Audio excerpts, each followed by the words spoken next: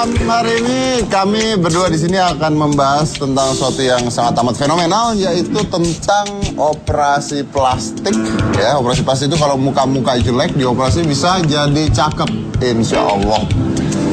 Kadang gagal soalnya ya. Dan operasi kelamin. Kenapa aku baru selalu datang ke sini dan berhubungan dengan itu? Mukanya ngaruh. Ya sesuai ya. Langsung ya, ini adalah Profesor Dr. Johan Syah.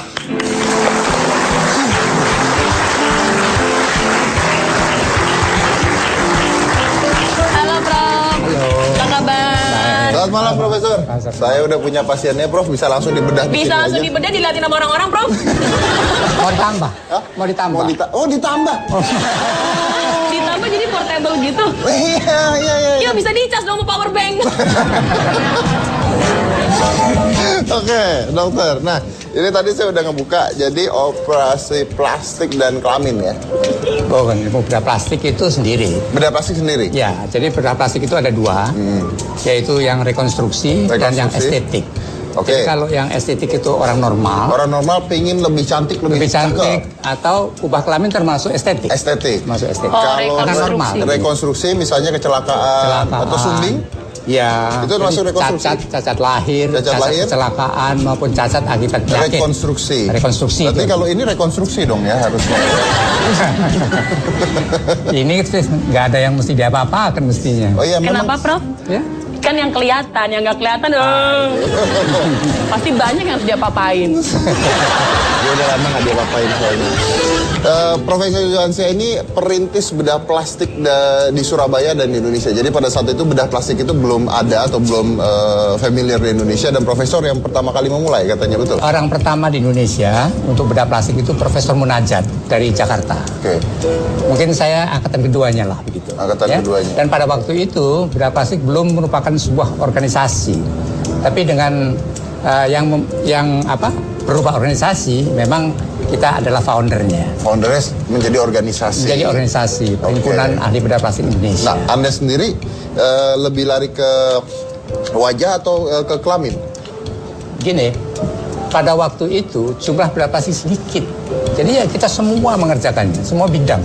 Apakah itu rekonstruksi, apakah itu estetik, Estetika. itu semua kita bisa. Estetik juga dilakukan? Ya. Oh. Itu bagian pekerjaan kita. Termasuk kelamin juga ya? Ya, jadi untuk bedah plastik itu ada 5. Ada 5? Yaitu 5 tahap, bukan? Oh, salah. Tempat yang untuk dikerjakan.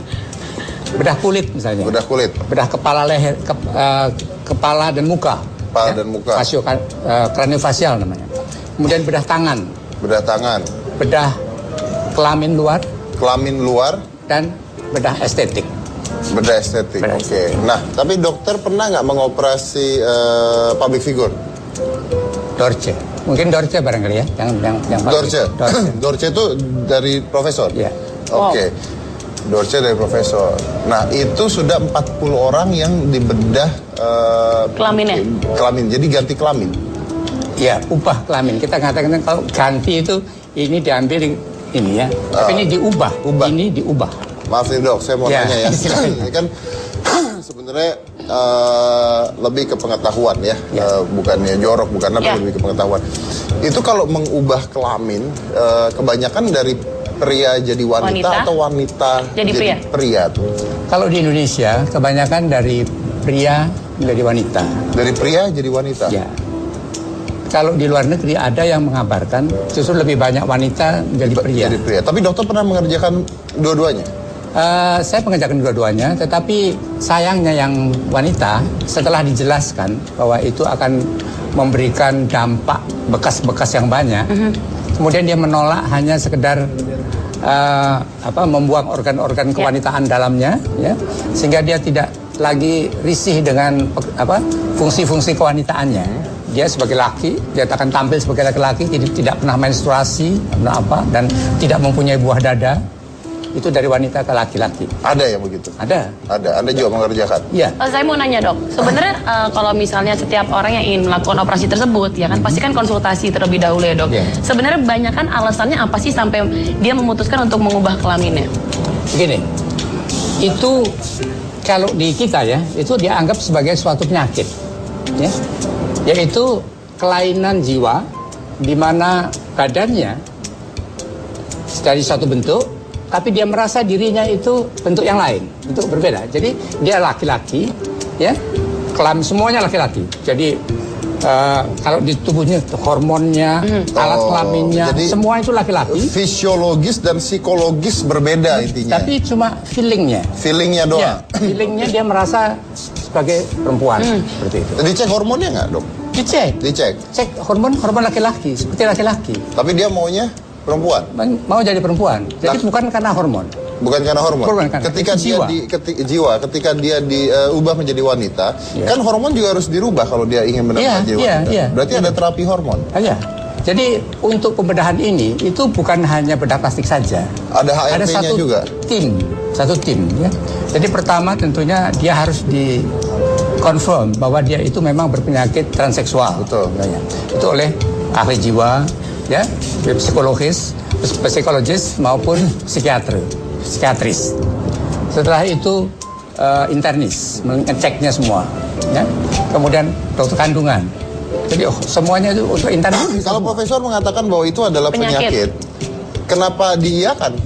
Kan akhirnya jadi membantu penyakit tersebut. Gitu. Bukan. Filosofinya adalah setiap orang itu tidak boleh menderita. Oh. Ya, setiap orang itu harus bahagia. Jadi karena hidupnya. jiwanya dia merasa bahwa dia harusnya tidak terperangkap di tubuh ini, dia menjadi menderita. Dan itu yang diambil. Itu yang kita bantu untuk mengurangi penderitaan tersebut. Berarti di situ selain operasi secara fisik luar, HRT juga, hormone replacement terapi juga, supaya dia benar-benar berubah secara fisik, pribadi dan sebagainya. Ya.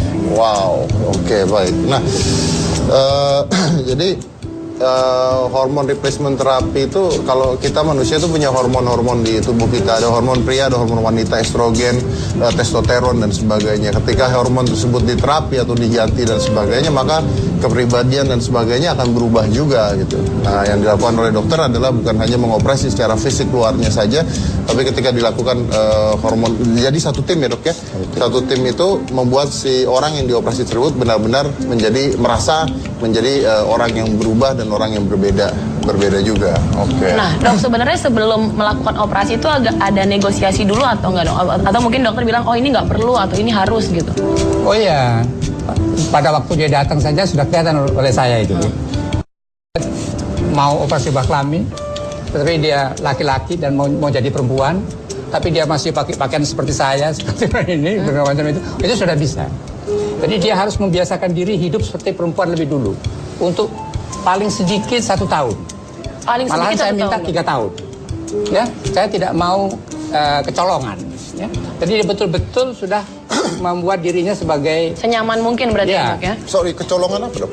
Ya, nanti jangan-jangan dia ini sebenarnya ada maksud-maksud lain, begitu, ya.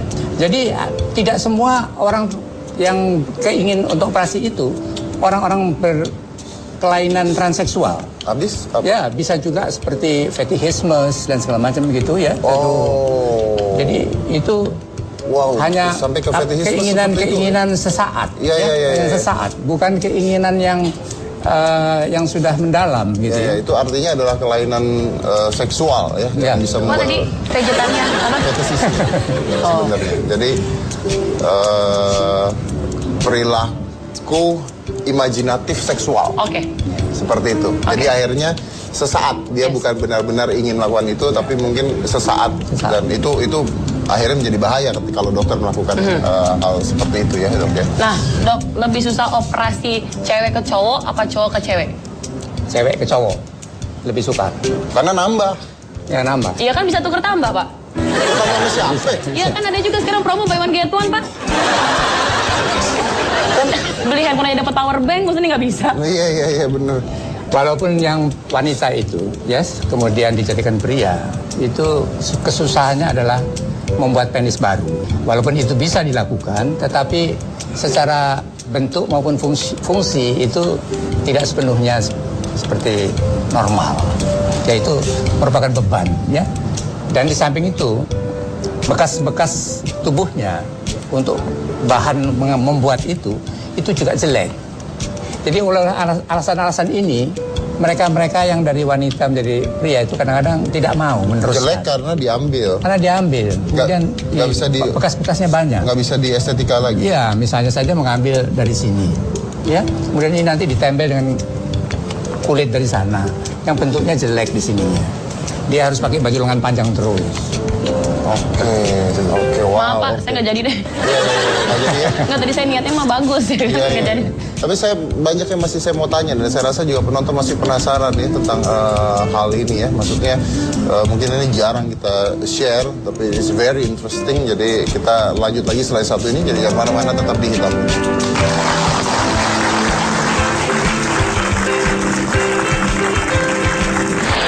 Jadi hormon itu memang memberikan efek pada penampilan. Jadi tumpukan-tumpukan lemak, misalnya buah dada, itu juga semuanya pengaruh hormon itu. Di luar sendiri saya pernah melihat ada yang namanya HRT atau hormon replacement therapy, di mana seorang pasangan sejenis pada saat itu yang satu ingin Cewek-cewek berarti ya? Betul, yang satu ingin merubah dirinya menjadi seorang pria. Jadi dia melakukan sebuah terapi hormon testosteron yang disuntikan ke dalam tubuhnya setiap seminggu sekali atau seminggu 2 kali selama kurang lebih 1 tahun lamanya. Seminggu sekali atau 2 kali selama 1 tahun? Iya, selama 1 tahun. November 30th, 2011, and it is the first day of my transition. It is November 30th, 2012, and this is the 365th day of my transition.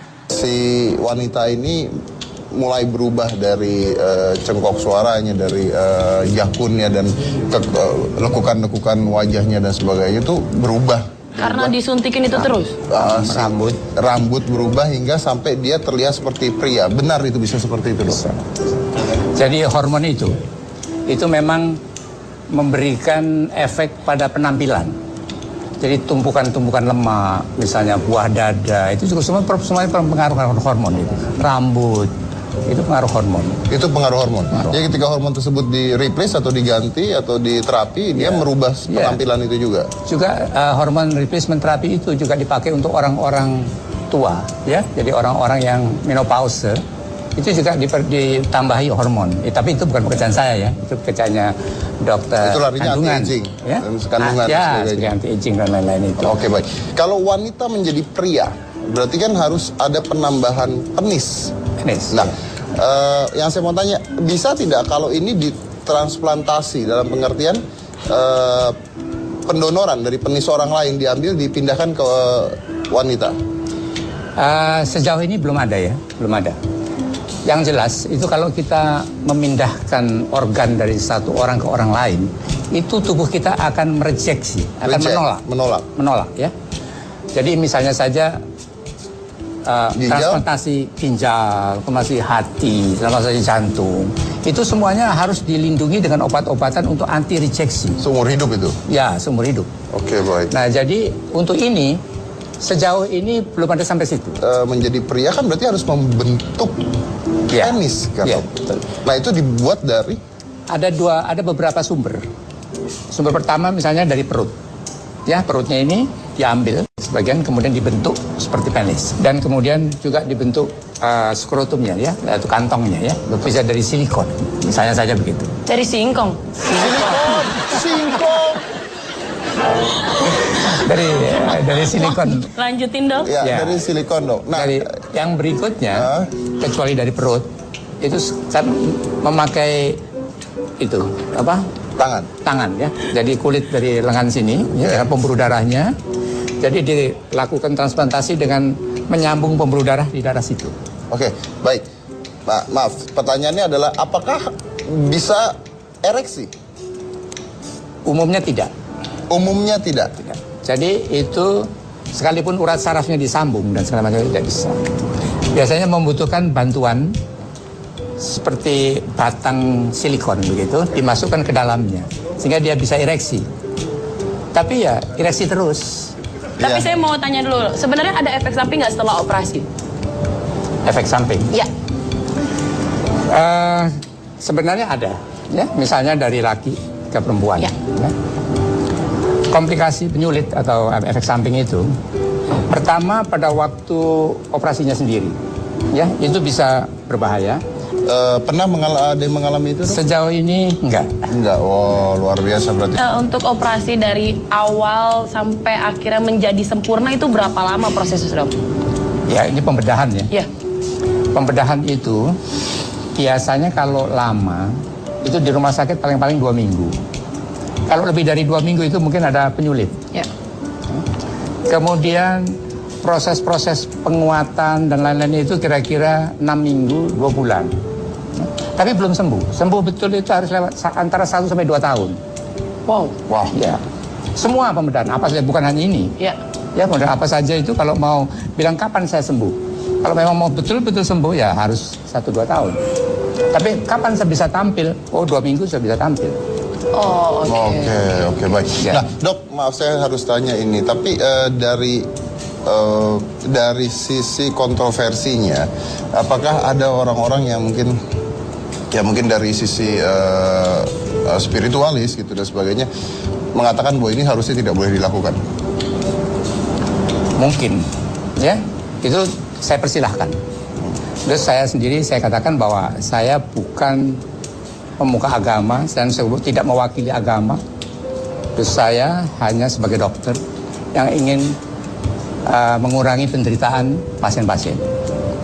Jadi saya sendiri tidak pernah mempromosikan atau menggalakkan ya ini. Kalau masih ada urusan dengan agamanya, silahkan urus Selesaikan sendiri. dulu. Ya, nanti kalau sudah selesai baru datang pada saya. Oke.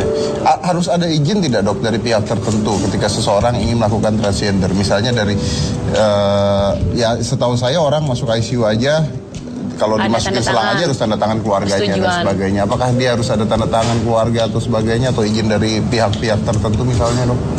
Itu informed consent namanya. Jadi informed consent ini kalau orang dewasa sudah 21 tahun ke atas itu sudah bisa sadar itu bisa dilakukan sendiri. Tidak usah pakai suami ikut-ikut, istri ikut-ikut, tidak perlu juga tidak apa-apa. Walaupun punya suami dan istri. Walaupun punya istri, walaupun punya suami. Ya karena dalam artinya bisa